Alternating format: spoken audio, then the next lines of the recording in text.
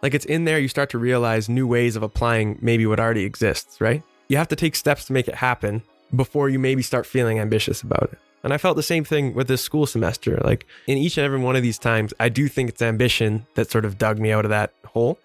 And so if all you do is sort of chase the newest thing, you'll kind of spend all your time just learning the differences between these things without ever understanding sort of maybe the thread that ties them all together. Every single one of those steps was more or less necessary to getting us to where we are today. Hello, you beautiful people. Welcome back to the Long-Term Podcast. I'm your host, Advin Villa. Today, we have software developer and computer science student David Pardell. We will discuss ambition, learning, and technology. I met David through a mutual friend, and then we started talking on the bus. He is a phenomenal human being with great insights, and yeah, he's one of the smartest people that I know. Everyone, welcome. Welcome to the Long-Term Podcast, David. How's your day, man? Been good so far. Yeah. Got to the gym. That was nice. Yeah. Yeah. Starting off the day with a good habit, hey? Yeah. So yeah, man. How's the semester going so far? So far, so good. Taking the most interesting classes that I've taken so far, so that's nice. Other than that, we're just getting started. You know, but at the same time, it feels like a long time ago, like that first day this semester. So I don't know. It's weird. It's different. It was by so quick. Yeah. So you've done your time at NAIT, and then now you're at the University of Alberta. Can you tell me about your experience with NAIT and why you went there in the first place rather than just starting off at the U of A? Yeah, that's a good question. You know, really, it kind of goes back to when I was growing up, and a lot of my like childhood and into high school and stuff was defined a lot more by athletics than it was by like computers and technology. I don't know. I played video games and stuff, and that probably indirectly sort of drove that interest. But really, I wasn't too much of like a tinkerer or, you know, an ambitious little programmer or anything like that. I was an athlete. I played basketball and volleyball really became sort of like my sport of choice.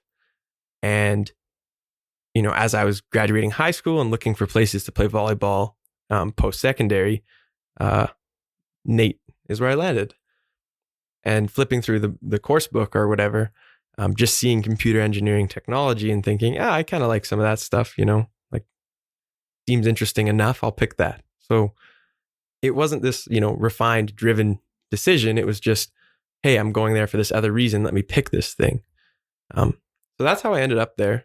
And my experience there was it was good. I don't think a lot of people realize that NAIT kind of has some of these other programs. Like it's often associated with just being a trade school or something like that.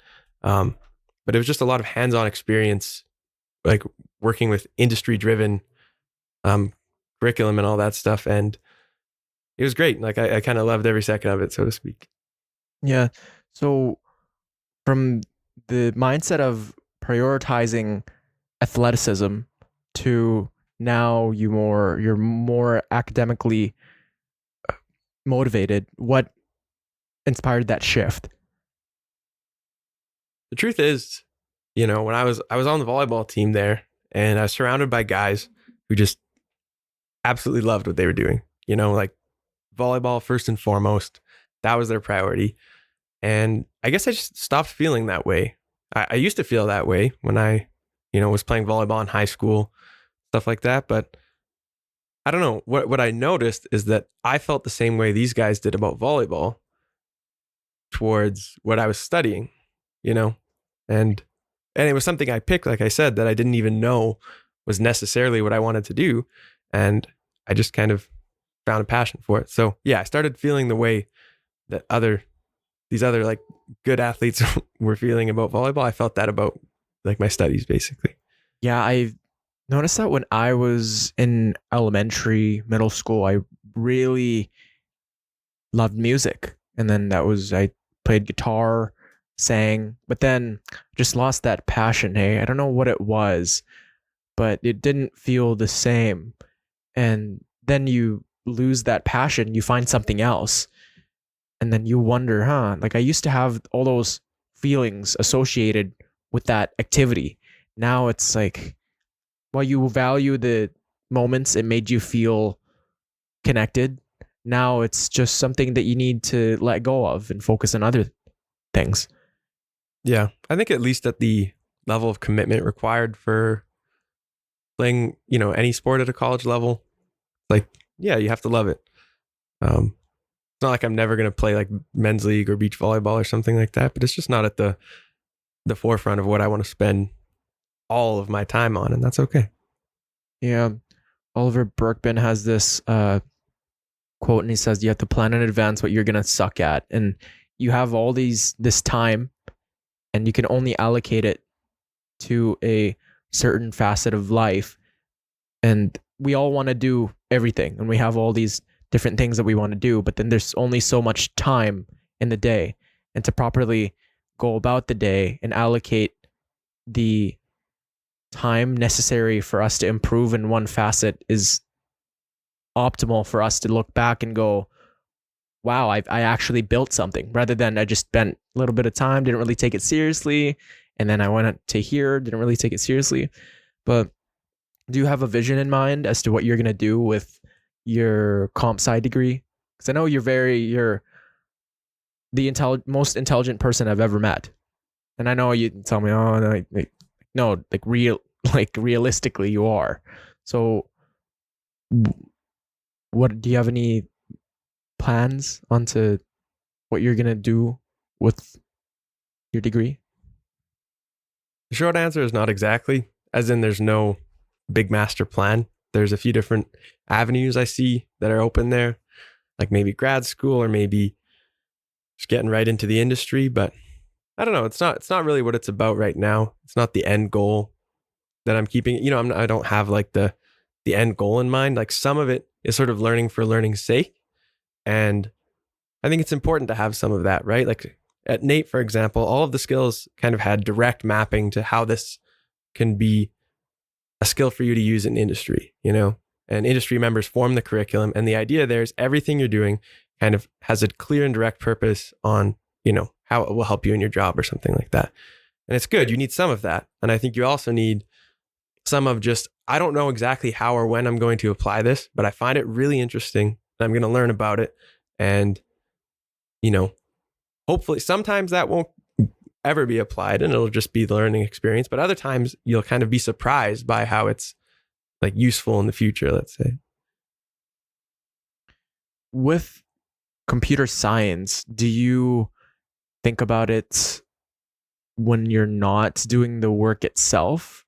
Like, how does that work? Because in other courses, like when it comes to psychology or biology, you can have the facts in your head. You can kind of study while you're walking, or if you're really passionate about it, you're thinking of scenarios in your head. How does that work for comp sci majors who are truly passionate about the craft? Do you only get better by doing the work itself, or can you get better by being innovative and just thinking about it, by reflecting? How does that work? I think the best way I'd characterize it is that there's kind of two approaches of kind of learning and working on these problems, like especially while you're in school. And so one of them is sort of the inside out approach. And this is what we did more at NAIT, which is let's get right down to into the depths of this thing and let's start building it and let's make it work. And through that, we will understand and work our way sort of out, like inside out, right? And in some of the university courses, it's very much outside in. It's let's start at the most like theoretically, abstract thing that we can cram into your head, and let's learn everything about that. And then maybe by the end of this course or this, unit or something like that, you'll be able to write some programs that implement this or something like that. And trying to tie this back to the original question. When you're doing the outside in kind of thing, you're going to have a lot more sort of these background processes running in your head of like, I'm thinking about the problem, I'm visualizing it, I'm sort of churning it and just letting it simmer in the background. But when you're doing the inside out approach, it's absolutely so important that you just put pen to paper and actually work on it, and you don't just try and theorize it in your head, because, if you're trying to get in there and get your hands dirty and understand how this thing works and actually get better at building it, like, you need to do that. Right. So it's kind of half and half. And I think that, like, you'd be doing yourself a disservice to do it only one way or the other. So sometimes it's in your background process running in your head. Other times you got to go do it. Yeah. With actually creating new ideas and implementing these ideas and making them into reality, you kind of have to take an outside approach, right? But having already made these programs that do exist, kind of just have to follow the inside approach. Did I absorb that correctly? I think yes and no. To some extent, I think the academic approach of how you're going to come up with sort of new ways of implementing these fundamental things that maybe come at it from a different angle, like that sort of thing. Yeah, that's the outside in approach. And that is like what you're saying, like creative, and it's sort of like a Genesis type thing, like the spark of an idea. But I think the same is true of doing it the other way around, which is when you start just writing a lot of software or doing a lot of anything, like this isn't restricted to just this domain, but you start actually going out and doing it, you start to get familiar with like the landscape, like, out in the field, on the ground, like in the thick of it. And that's where it's in there, you start to realize new ways of applying maybe what already exists, right? And so both of these processes are creative, and both of them kind of can result in something new that we haven't seen before, and that's what's valuable. But it can happen both ways, And do you find a lot of comp sci majors think the same in ways where, like, when it comes to when you're in a group project, like, how do you guys go about allocating the work? Are there even group projects? Yeah, Is there's it like group a projects. different coding, right? Because for me, I've taken an intro to comp sci and I thought it was the hardest thing. But then, because it's just coding, right? But then when it comes to like specific tasks, it depends what you're trying to code for. How does that work for going about finding solutions and allocating that into the different members in the group project? I think the point of the group projects, and once again, this is true of not just computer science, is to kind of simulate a more realistic environment where, very seldom are you working on your own, without any teammates, without needing to collaborate. Although sometimes that happens with people in software, but for the most part, you're working with a team. You're learning how to use the tools that let you collaborate, which are pretty cool in software. And you have a big range of different people with different skill sets, and who are various amounts of passionate about what we're learning and what we're doing, right? And then that's fine. Some people, they don't care as much about the theoretical stuff. They just want to get out there and get a job. That's cool. There's some people who are hell-bent on going to grad school and doing the most cutting-edge research, and those people are really interesting to talk to as well. And being in a group just forces you to really understand how to work with people on kind of all places in that spectrum. And yeah, it's kind of this, like any group project that I'm sure you've done too, where you just have to deal with people who are sometimes really nice and sometimes are hard to work with, I guess. Yeah. You get all sorts of people working on group projects. So you get the ambitious type. You got the one that just wants the grade. You get the ones that don't really want to do anything, but they are somewhat passionate about computer science, but they're not really taking it seriously. They're the ones who just want to be the leader. And it's with any business, you are subject to meeting all sorts of people and being able to deal with them, all the different personalities and the different tasks and kind of the objectives, and allocating that time to build a team, and that connection certainly proliferates the idea and productivity. Yeah. So you're very an ambitious person. What drives your ambition within and outside your career, and how has that evolved over time? Something I realized very recently, actually, about myself, just like anecdotally, is that I always assumed that ambition was sort of like something you just had or you didn't, that maybe it would change throughout your life, but you didn't have too much of an impact on it. And that's where things like motivation and stuff came from, is they stemmed from whether or not you were ambitious enough to take this on. And I think the way I see it now, and it's just a model I sort of have in my head, is that ambition is emergent. And so what I mean by that is that this is like the other day when, because I haven't been to the gym in a long time, I really fell off on that sort of program. But, I thought, you know what, it'll be good for me. I'm just going to go to the gym. I'm going to do this small, like condensed workout. Like I'm just going to go do it. And that's kind of all I had in mind. It was very short term, but it was like, you know what, I'm just going to get out there and do it.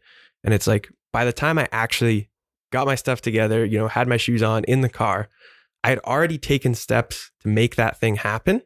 And then that's when I felt ambition started to like rise, right? So ambition didn't really drive that. It's just I kind of knew it was something that I should probably go do.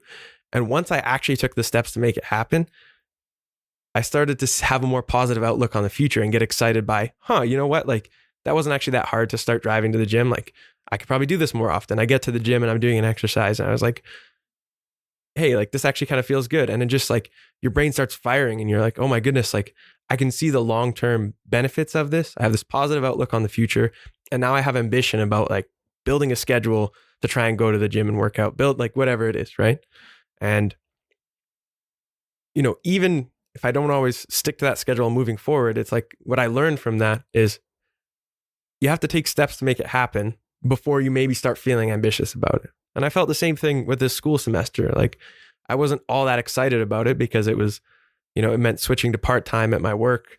It means paying these tuition fees. And I was like, not very excited about school, but I showed up and, I actually went to class. And, before I knew it, I was so excited by all these possibilities that were opened because I actually, I just went up and did it. So like, long story short, I found that ambition emerges from taking steps to action rather than my previous view, which was just assuming it was there and sort of just this ambient thing that you didn't have much of an impact on. Yeah, we suffer more in imagination than in reality. When we actually take the time to make that first step, whether it be towards our fitness goals, education, and relationships, it's not as bad as we make it out to be in our heads. And we can we get into this analysis paralysis and we go, oh yeah, but then I won't have time for this. But then you have this like mental battles of when I do that, then maybe I won't have as much energy when I allocate it for education or just the time with my family. I need to be able to do that. And I can't go to the gym, but by just spending less time thinking too much about the act and just getting after it. Like I'm for studying, for me, I don't know how you do it. You seem to have nailed that down, but yeah, it's just hard for me to study, to like sit down there and actually just spend a couple hours, 3 hours. But then when I actually do it, it's liberating. And kind of procrastination holds us back so much. Where it's like, oh, okay, I'll do it tomorrow. I'll do it the next day. Next thing you know, it's a week. Then it's a month. And then you're just, nothing good comes out of regret. And I find having that disciplined mind where you just stick to that schedule, no matter how bad or good you're feeling. Because certainly a lot of people feel awful and they go, oh, I might as well skip that day. But then those are the days where you need to go, but they're the most important. Because when the days that come where you are feeling all right, they're easier because you had gone in the days where you didn't feel 100%. Right. So let me ask you something then. Do you feel that your ambition is what drives you to get up and run, whatever it is, your longer runs, like 20, 30, 40, 50, whatever it is, right? You Yeah. feel it's ambition that gets you out of bed and doing that? Or do you feel ambitious on like, mile 10 or something like that? Um, I think prior to the run, I'm not feeling 100%. And the only way I can liberate myself, my mind, to take the tension off from the weights of life, I need that catharsis when it comes to physical activity. And as for feeling that ambition, the way I'd kind of absorb that is just that runner's high. I'd usually feel it around the 5 kilometer mark. And on the longer runs, it dissipates very fast. And when you're running, it's why am I ask myself, why am I doing this? I'd much rather sit on the couch, watch Netflix, scroll my phone. But then I have been in the scenario of scrolling my phone and watching YouTube, very mind numbing stuff. And I think it's much more painful. So I think the pain of doing nothing really just outweighs going and doing it. Because this week, for instance, it hasn't been 100%. I didn't want to go to school. I didn't want to go to the gym. I didn't want to podcast. But I know for a fact that if I didn't do it, the weight of regrets and the weight of inaction is drastically heavier than doing it. Does that make sense? Yeah. I think it does. Yeah, so physical activity for me and doing the things that I know I need to do is liberation. Discipline is freedom. And it's like a constant flow.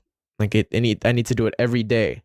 But I don't know, maybe it's taken to meditation into accounts, and definitely it doesn't need to be that way. Again, certainly that's just the way I've programmed my brain. Which I don't know, I'm still learning. I still don't know everything. But can you share a time when ambition pushed you to overcome a significant challenge in your personal or professional life? Sure. It's something where I only realized how much of a challenge it was looking back. Like in the moment, it just kind of felt like, but looking back at it, it's kind of like I was in a bit of a dark place a couple times. Not that bad, but, and it's basically every time, like I mentioned right before going back to school, right? It's like I'm coming off of a summer of work. It's this transitionary period. And often in there is when I feel like not motivated, and whatever, all these things, right? Maybe a little burnt out. And so in each and every one of these times, I do think it's ambition that sort of dug me out of that hole. And maybe in previous years, it was ambition leading up to school because it was a chance to learn something new. And then in this past year in particular, like I guess 2 weeks ago, I didn't even get that kick until after, school started. But yeah, without being able to kind of see where this cool stuff that I'm learning can take me, I don't know, maybe I would have kept feeling down like that, and just stuck in that place rather than, changing the angle that I was on from flat to slightly tilted upwards. And maybe that would take me somewhere greater, When you say ambition, it's the end goal that you picture in your head, how you want your life to look like? Yeah, but it's more of a heuristic, it's sort of a fuzzy picture, and I understand some of the attributes about it and some of the things that interest me, but I'm not one to paint a picture of what that exactly looks like, But yeah, it definitely is sort of a visions of the future and some of the positive things that might be there. Doesn't that take away from the progress though? Because 99% of anything, it's the progress. And when you focus too much on the result, which is the ambition, let's say, doesn't that take away the moment to moment feelings of joy? Or does that thinking of the ambition make you more in the moment Because what then when the ambition does become a reality? Like when we were in high school, you weren't at NAITS, right? You didn't even know if you'd be at U of A. That was just something that you hoped for, that you'd maybe get into the school that you wanted. Now, when you were in a rut, let's say in high school or previously, and you weren't who you are today, did you think of being a student at a credible school? To be honest, I don't really know what I was thinking in high school. It feels like too long ago, but I can speak to more recently, and maybe I'm mischaracterizing ambition. Like maybe I don't completely understand the definition of the word, but to me, it's like if it's something that stems from doing something that you're interested in, right? If ambition comes from the fact that you sort of get a taste of what it's like to learn these things and to explore these topics, then sort of by definition, that started as an in the moment thing of enjoying each step. And it's sort of just a byproduct to sort of have a vision of what the future is like. So sometimes getting caught up in that, especially like, I don't know, like, money is sometimes a consideration, like being like the tech field, everyone talks about money, all that stuff. But yeah, that can be distracting sometimes. And I felt that too. But for the most part, I'm happier when I'm more focused in the moment. And, the future is just kind of an added bonus to think about what that might be like. Yeah, yeah. Definitely the moment is all we've got. Because when the future comes, that is the moment. There is no tomorrow. And certainly I've been in the mindset of thinking too much about the future that I forget now. Like I forget what I'm doing right now, and then I'm discombobulated and I'm just confused. How do you balance ambition with the potential risk of burnout, especially in fast-paced tech industry?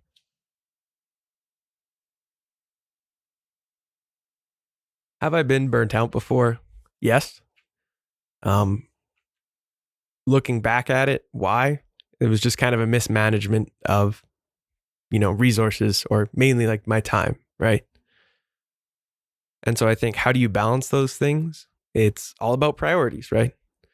If you have something that you're really passionate about and you're working on, you can still work on that, intensely for a lot of hours and still have time to spend with your family, or, with my lovely girlfriend, or going to the gym, doing those things. It's like, you just don't want to ever let those things go, right? Even when you're, putting in the extra hours on, your project or whatever it is, you don't want to let the other things slip through the cracks. So it's almost a bit of a textbook answer of work-life balance, but I think maybe with a little twist on it, where it's not just like, oh, you can only work, it's bad to work more than 40 hours a week. And it's like, oh, well, not if you're having fun doing it, not if that's, the line between your hobbies and, your work or something like that is kind of blurry. And so I think it's a nuanced answer, different for everybody. Some people are capable of sleeping less and doing more stuff, I guess. But for me, I think lately I've struck more of that balance. Yeah, I think passion is a big thing. And I actually read this to Joan, or to Jake, about passion. The CEO of Apple actually said it. It was so, okay, I gotta memorize this quote. It's so good. There's a saying that if you do what you love, then you will never work a day in your life. At Apple, I learned that is a total crock. You will work harder than you ever thought was possible, but the tools will feel lighter in your hands. Yeah, Tim Cook. And certainly, you find something you're passionate about, doesn't feel like work, but you could certainly work too much because you enjoy it so much, then you forget about the other facets of life, and like family, friends, and certainly you see a lot. I've met this very high achieving father, and he's at the top of his field, and he's really respected. Like everybody around the work respects him. but then he's divorced, his family's not as stable, but he just works all the time. You can tell like he's really passionate about what he does, but he's definitely let go of a lot of what truly matters, because like sure, you're really passionate about comp sci. Maybe you want to make your startup one day, maybe be a part of a business that has a market cap of 2 million at the start, but then ends up becoming $1 billion in net worth. But then it's like that's all fulfilling, but then there's also kind of the family, the responsibilities, right? Yeah. And I felt that more recently, even just in general, sort of realizing that there's more than just what's in the computer a little bit, just this summer, having a chance to spend some time outside, and appreciate, what we have, like nature wise here in like Alberta, and just with all sorts of different people, whether it's, family, friends that I, have been friends with since we grew up. It's like experiencing sort of life outside of work and school in beautiful places with people that really matter to you. I don't know, that made me really realize that, okay, maybe I'm pushing a little too hard in this direction of work and stuff. And, it almost like as a byproduct, the quality of my work will probably increase if I actually spend time on these other things that are more important, Yeah.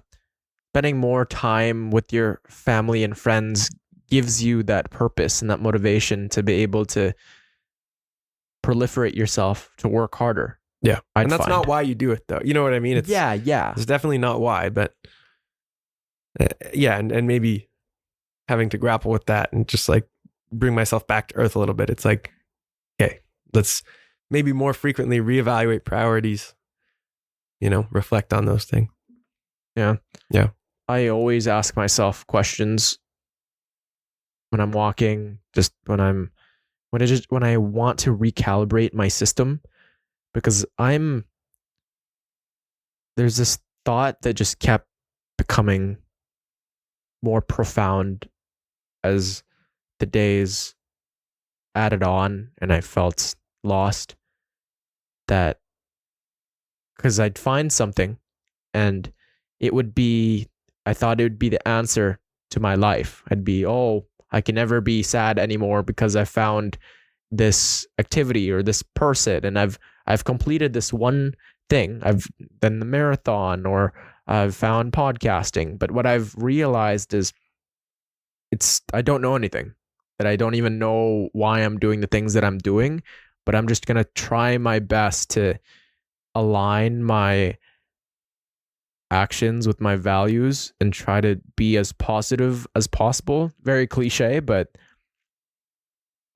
life is finite, And when it comes to learning, it's like you can master one element and go your entire life learning about that. And there's always going to be these new discoveries. And that still won't be enough to cover all the ground. And it's certainly allocating the ones that what makes you feel human has helped me. What learning strategies have you found most effective in staying up to date with the rapidly changing technologies? Part of it is that staying up to date with the latest and greatest technologies isn't always the best approach, in that that's the only thing that you do, you end up chasing your tail, because a lot of new things are kind of just variations on old things, like they're changes, and there's good stuff about that. But at the end of the day, they all kind of tie back into these sort of more basic concepts to some degree. And so if all you do is sort of chase the newest thing, you'll kind of spend all your time just learning the differences between these things without ever understanding sort of maybe the thread that ties them all together. And so programming languages are a lot like this, where, there's a bunch of different paradigms and features and things that sort of exist in a lot of different languages. And if you understand those things really well, then picking up new languages isn't as hard because you're just learning how they express these ideas. But if you just like learn a language completely on its own in isolation, and then a new one comes out and then you jump to that ship, and then a new one comes out and you jump to that ship, you're going to find yourself constantly having to relearn things without realizing maybe that they're kind of new iterations of the same idea. So I try not to, I try and like almost build a little Zen garden where I get to learn, like at school, for example, it's like you get to learn things that might have been around for 50 years or more in computer science. And in math, it's like hundreds of years, right? It's not the newest or the cutting edge. And that's really nice to sort of learn things in that environment. And then when it comes to, obviously to stay relevant, you do need to stay up to date with these other things, but I try and do it sort of maybe more on an as needed or as interested basis, So it's not like, oh my goodness, I need to go out and look at the 30 newest things. It's like, oh, at work, like I have an interesting problem. Maybe there's a technology out there that's, that we can integrate to solve it. Or, even just like I listen to podcasts where people come on and sometimes they talk about the new project that they're working on, like a new programming language or something like that. But the idea is that, it's mostly just online. You kind of stay up to date with these things. But it's really important to kind of give yourself an environment to learn the older stuff too as a good foundation. I've made this realization that a lot of the disciplines that I partake in, 90% of it, if you are consistent, like for health, for instance, you just need to have a push-pull legs, very simple diet, no junk food, just no processed or minimal processed. When it comes to sleep as well, you need 8-9 hours. Make sure that you prioritize sleep. You don't injure yourself. A lot of the basics are there. When it comes to relationships, you ensure that, you forgive and you talk about, you have those tough talks. Now, if you follow them consistently, then usually you'll learn and you'll succeed in that endeavor. When it comes to being healthy, when it comes to having good relationships, is even in learning per se, like you can, going back to basics, even for investing, where, okay, you don't need to you don't succeed by timing the market. You succeed by time in the market. Does that work for computer science? Just learning the basics rather than keeping up to date with all these new technologies. Do you succeed by just being consistent in computer science? Does that make sense? I don't know. I can only speak to my experience, and I should say that like learning the new stuff is important when you're trying to get a job. And I think maybe I was just speaking more to the fact of it's easier to learn those things when you maybe understand some of the underlying principles of them.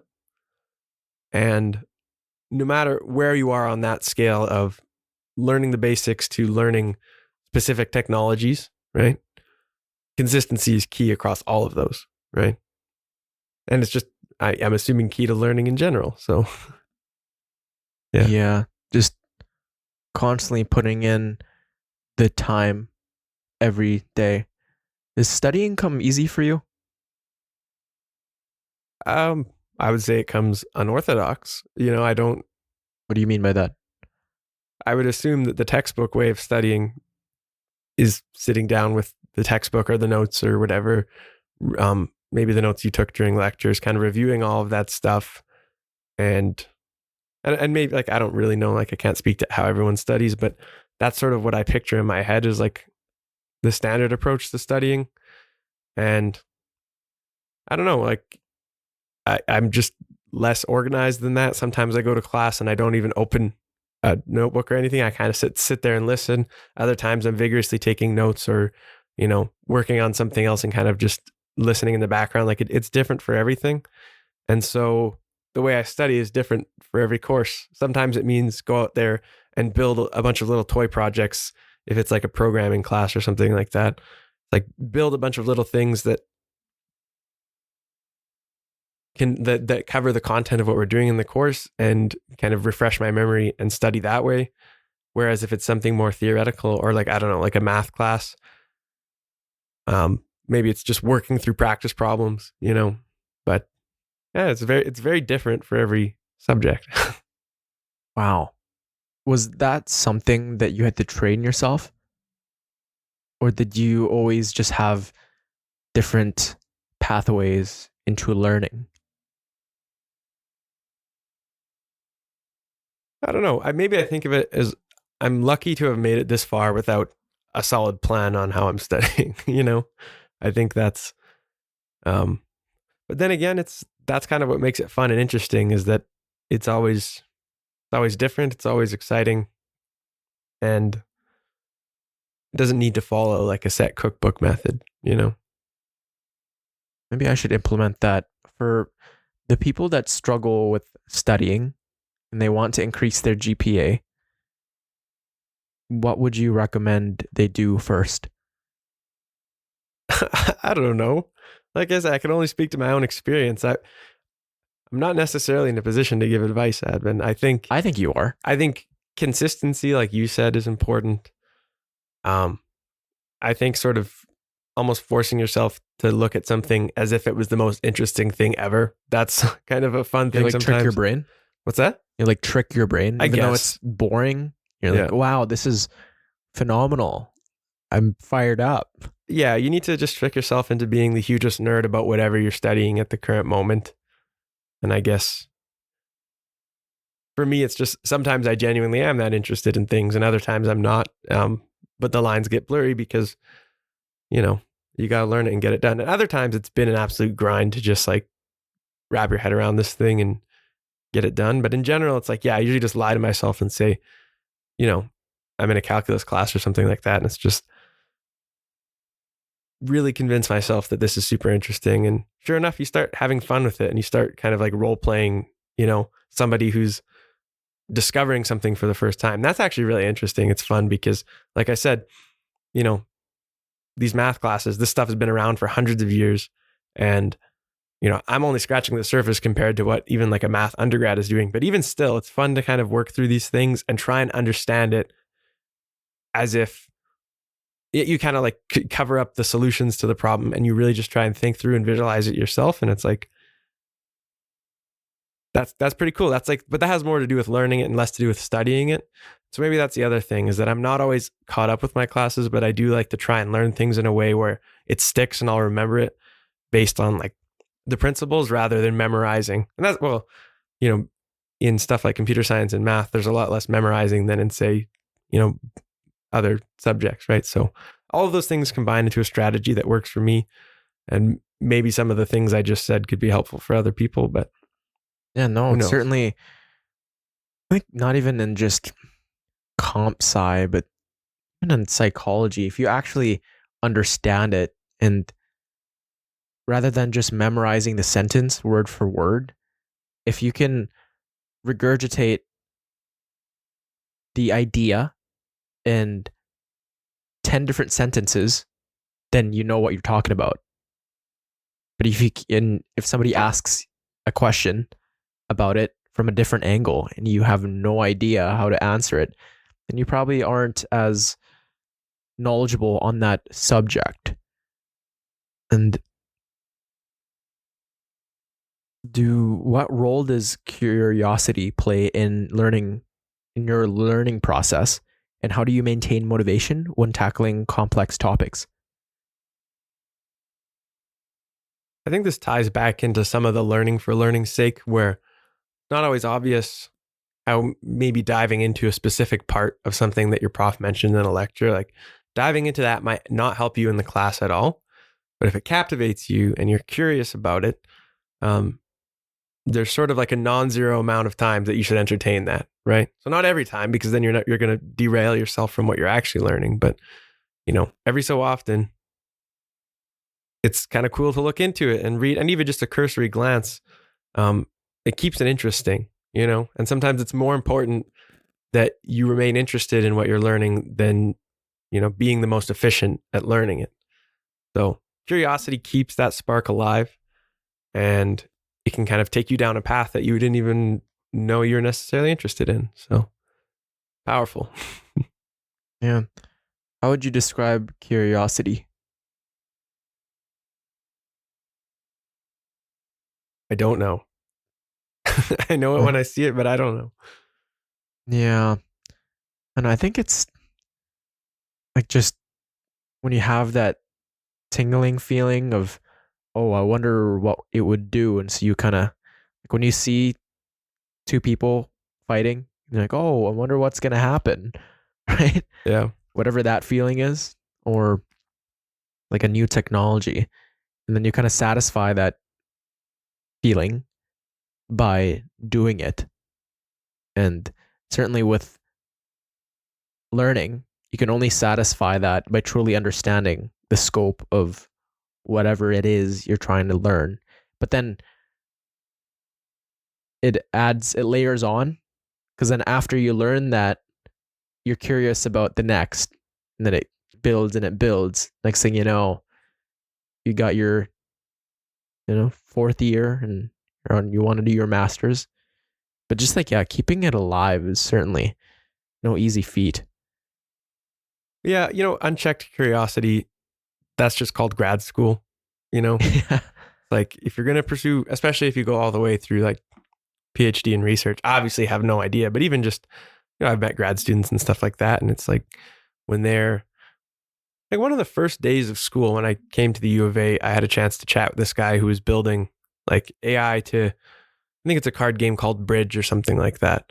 But just the way he talked about it, and like, he was very passionate. And yeah, so someone like that, just unchecked curiosity. They had a card game they liked and they just followed it all the way through, And it's infectious, eh?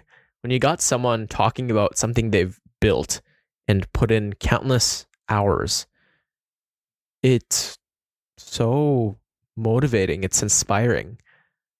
And you can see their ideas. They're thinking outside the box, and whoa, I never thought of it that way.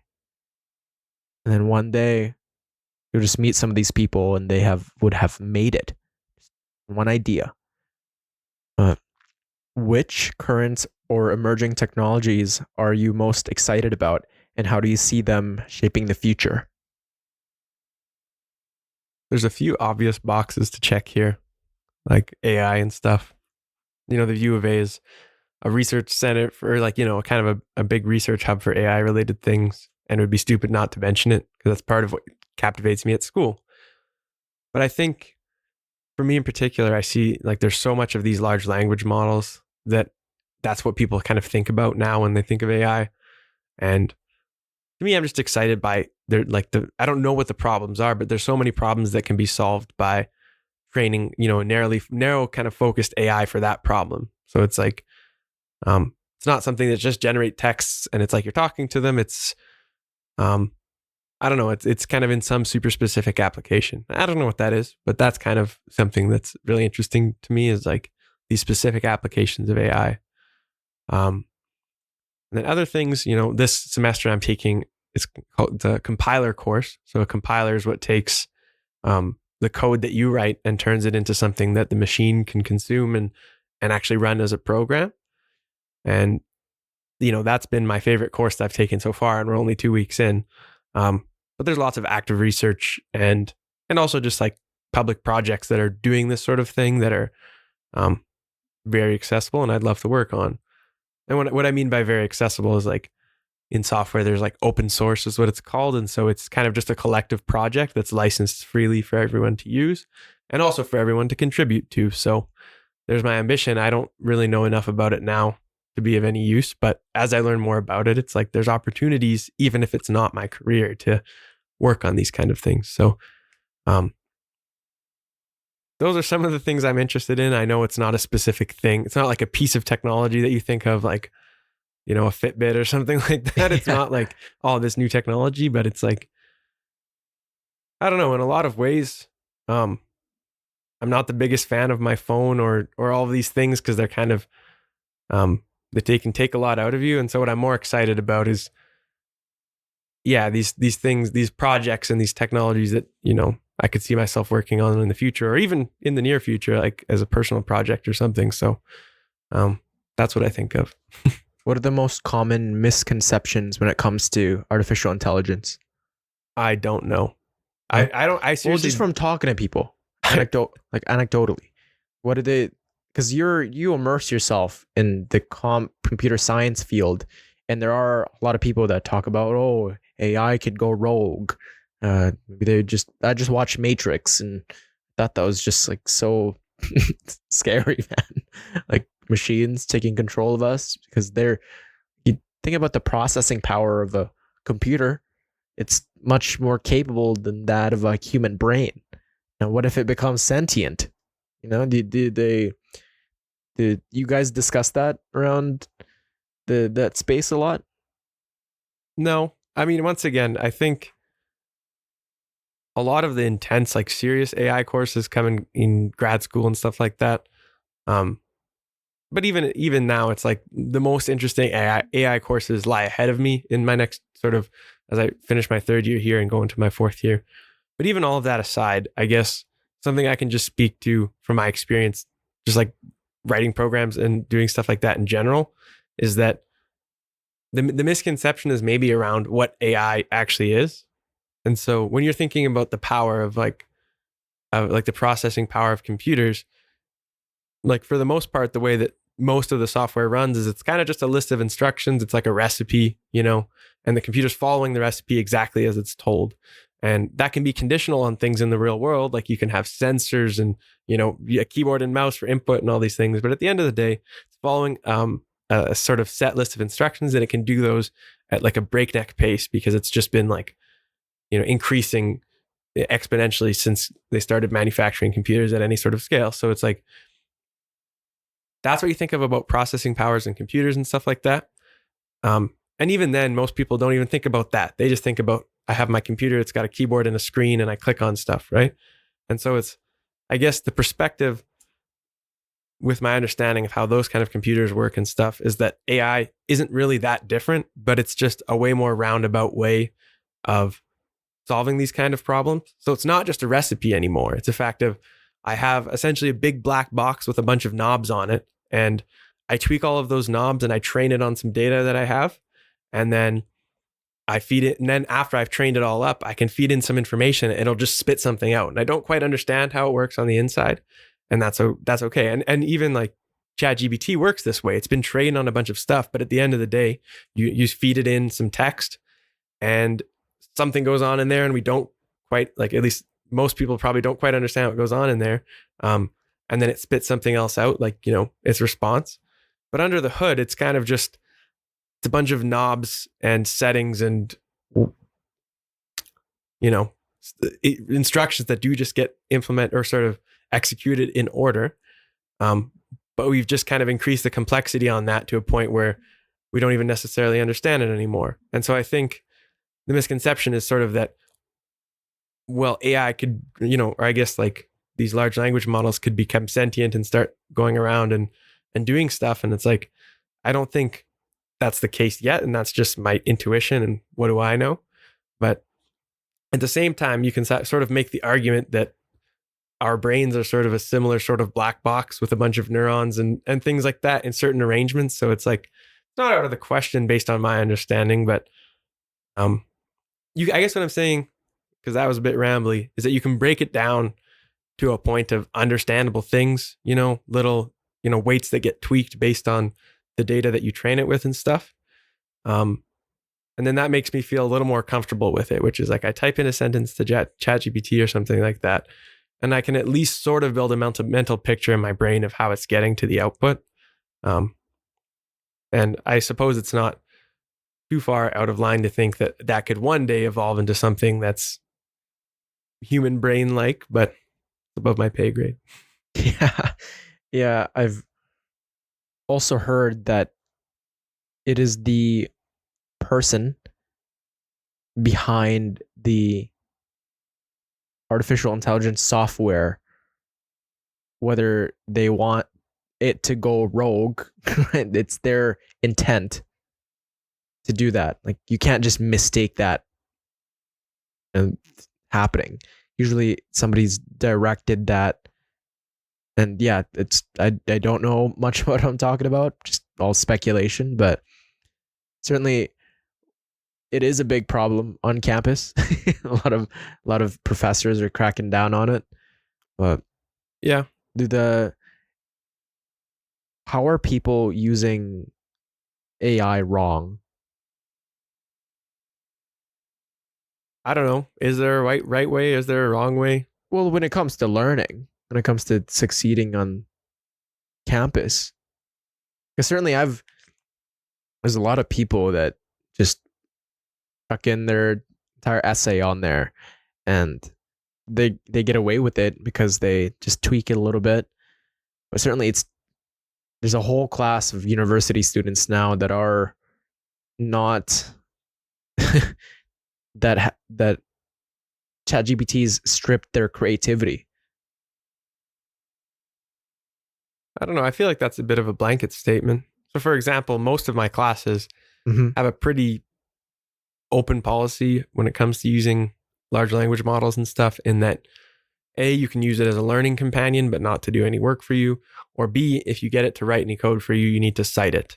And in both of those circumstances, I'm pretty happy with that. And it doesn't take away from my creativity at all, I don't think.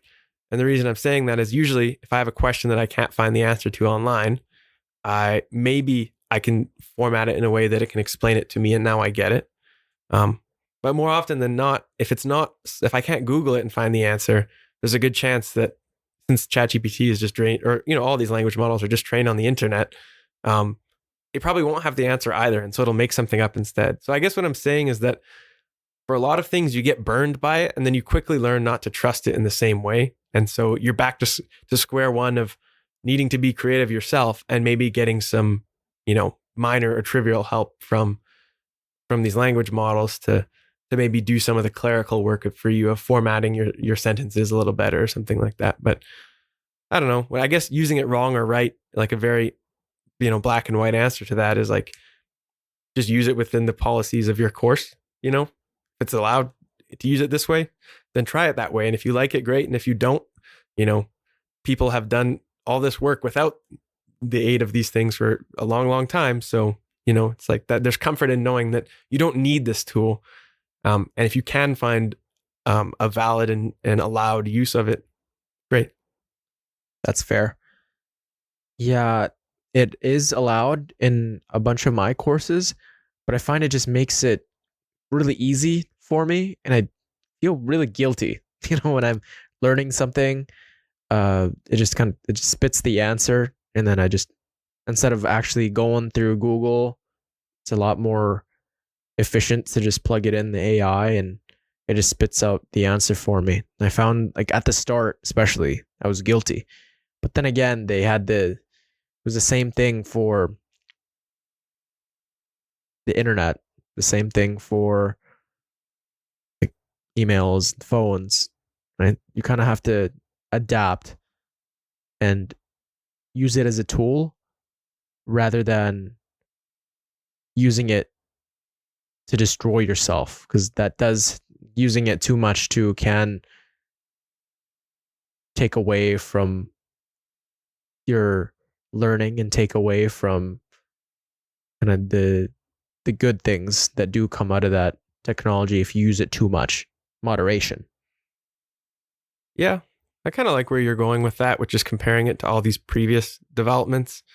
Like looking back at it, it would be ridiculous to say that books are OP. It's like, oh, like, but when you think about it, books were an unfair advantage, I guess, having them versus not. But it's pretty obvious now that that was the right call, is to keep books around. And it's like, I know that's a really obvious and trivial example, but it applies, But back then, when books first got released, when the printing press, Yeah. people were really skeptical. People were talking about how that would, destroy the minds because we aren't able to interact as well. And books are probably one of the most valuable sources of information that are condensed, still long term, none of the short term kind of TikTok brains that we all have nowadays. But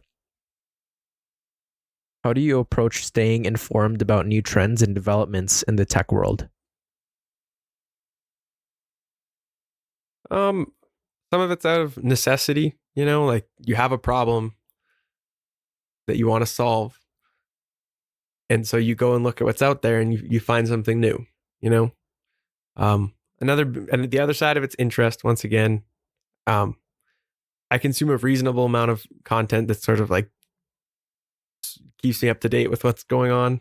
Try not to overdo it because then you get sort of paralyzed by, like, it's almost more fun to be inspired to do stuff than to actually do the thing, So I don't know. There's some of that.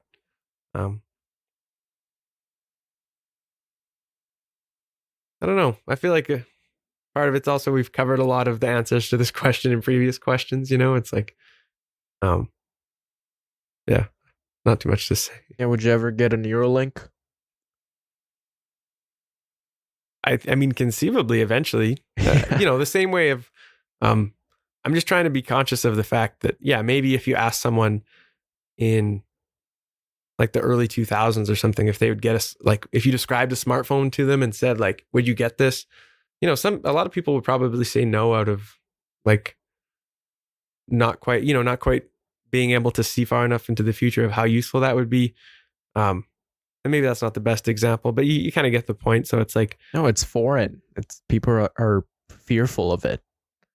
Yeah, I do think that eventually something like that could be mainstream, but we're just speculating here. Yeah. We even don't know that much about it, but yeah, I would just say never say never. In your opinion, what are some of the ethical challenges in today's technology landscape, and how should they be addressed?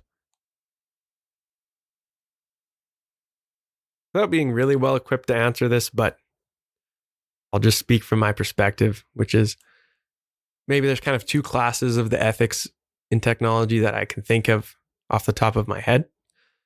So one of them is very important, very contemporary, and especially with AI and stuff, which is there's a lot of biases or bad intentions that kind of wind up in our world in other domains, right? Maybe it's be politically driven or just anything really, right? And if we're training models on a bunch of data that is just coming from this world that is full of potential bias or whatever, and then that reflects it and echoes it, that's kind of a dangerous and potentially bad feedback loop. And I think there's responsibility in that, and that's important. And then there's another class that I can think of, and this is the one that once again is more speculative and long-term and sort of maybe blown out of proportion, but it's the idea that technology is kind of what got us here in the first place. And when we think of technology, maybe you think of, like smartphones and whatever, Apple Watch, just stuff like that. And it's easy to forget that, like, the further you go back, technology maybe covers a lot of other things too. Like we said, the printing press,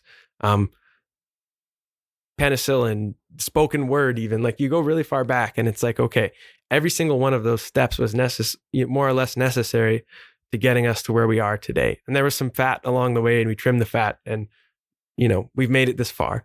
And we likely want to continue on that train, on that trend so that we can continue to support people and improve the lives of people. And so it would be silly to just stop right now, to arbitrarily pick, this is the perfect amount of technology to have, right? And so I think the ethics of it is, how can we continue this trend responsibly so we don't blow ourselves up or cook the earth to a crisp or do any of these things that would essentially break that train? And I think that, it's important to try and be optimistic about these things, and realistic too, but optimistic about, okay, like, we can find solutions to these things so that we can continue to improve the lives of people rather than picking an arbitrary cutoff to sort of say, that's it, that's enough, And I think that's a really important, like, that's very interesting to me, is like, how do we do something other just than, profit maximizing? It's like, how can we do this with a more long-term view of, where this takes humanity or something like that? Yeah, humans are designed to continuously improve in any endeavor that we find. We're always thinking of ways to be able to sharpen that sword. Because without that drive, then we wouldn't make it as far as we have. But then with that also comes, how do we prevent the annihilation of the race? How do we not blow up the earth, eh? Because even with like the atomic bomb and kind of the wars that are going on and all these nukes and what is it, like we can blow up the world 30 times with the amount of bombs that we have on the planet is nuts. Like I still find that, like I just watched what's that one with the Oppenheimer? You watch that one? Yeah, I saw it in IMAX. It Yeah, was really yeah. cool. That one was just nuts, man. The fact that there's a weapon that can just disintegrate all of Edmonton in one go. Yeah. And now we're sort of venturing into, this podcast land of trying to solve the world's biggest problems, I guess. You know what I mean? You're talking about Yeah, like yeah. global scale crises, and it's just we can definitely talk about those things. It's not like we shouldn't be able to talk about them, but there's some acceptance that we are not, you know, we don't wear all these hats. We don't have the skill set to solve all of these problems.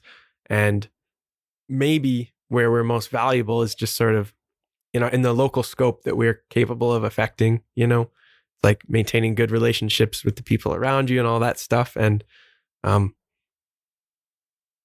don't know. I guess what I'm saying is most of the time it's like I like to focus on what I can change and what I can control and, have a good time doing it, I guess. Yeah. No, I definitely, when I compare myself to the massive podcasters and look at them, they've had millions of downloads, of listens, and they're well known.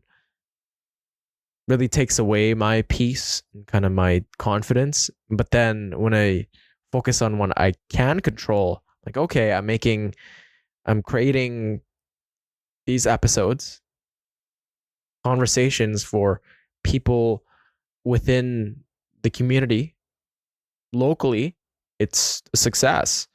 And certainly the moments we focus on things that are out of our control, it renders us, we feel we are useless and incapable when there's so much you can do on a day to day, even right now, as you're leaving to go to work. Like, how do you leave off the house with your family members, when your family members arrive at work, or when you see that friend you haven't seen in a long time, reaching out to a friend, sending that text of encouragement, or just trying a little bit harder at school or at work or going to the gym. It's just so magnified that it's heavy because, oh, when am I gonna have my turn to be one of the greats? But maybe you won't have that turn, but you've done the very best that you could. And failure, success, they're subjective. And sure, there is the sense of, okay, if you've literally just sat on your couch and done nothing, yes, you have done nothing, and that is deemed a failure. It doesn't matter how peaceful you are. If you're not doing anything with your life, then yeah, it's not. But if you're trying your best every day and chasing after whether it be peace, maybe you like to just be content working a 9 to 5, like that's all right. Or maybe you want to change the world, then you can try your best to strive for that, but maybe it'll never happen, but you tried your best, and that's the only thing that matters. Yeah. A lot to think about. Yeah, man. It's you're in your what, the third year now? Yeah. You're finishing in 4. Yeah. I'll be done in 2026 or whatever. But Oh, dope. yeah. Oh. I kind of think about it. It's like, sure, I'm a student, I'm a software developer, and that's what we talked about today. But a big part of it, Advin, is that also I just wouldn't be here if it weren't for, like our conversations on the bus and us going for our runs, and you took me on my first 10K and all that stuff. And I think that, like, above all else, like, that's why I'm here. And I love to share my experience about school and stuff like that. But at the end of the day, it's just nice to have a good conversation with my friend, Um, and so, yeah, that once again boils down to the sort of locality of when I'm at school, I'm thinking big, and I'm trying to learn all these things that could potentially, take me on this wild journey. But it's also nice to just sit down and have a chat with your friend, and focus on those around you. So I don't know, it just kind of felt like almost came full circle with this conversation, Yeah. Gratitude is something that really liberates me. I think there's the feeling of getting after the gym or studying for that really hard test and getting a good grade after it. But there's also telling a friend that they're cool and what they're doing is awesome. And that's certainly, that feeling of gratitude for me is probably one of the best things ever, I find. Certainly just telling others that they matter and you're appreciative of their presence and of who they are and what they have to offer in your life, and that you'll always be there and that they'll always be there for you, I think is probably the most beautiful form of connection that I have derived. And certainly it's not 100% that I feel that, but when I do, man, it's phenomenal. But do you have any last words to the listeners or viewers? I guess to the viewers is I hope to help Advin out here and get a website up for this podcast. That would be sick. You're a busy guy, man. So so no promises, but no promises, but no maybe rush something either. to look forward to. And other than that, thank you for having me. It's great to come chat. It's fun. Yeah, man, I appreciate you. Certainly the talks on the bus and the words of encouragement and your support are something that I take close to my heart. And certainly I wish you nothing but the best. Likewise. Yeah. And as always, to everyone listening and watching, there is a place for you in this chaotic world. Never lose hope, strengthen your faith, and keep it long term. Peace. David Pardell,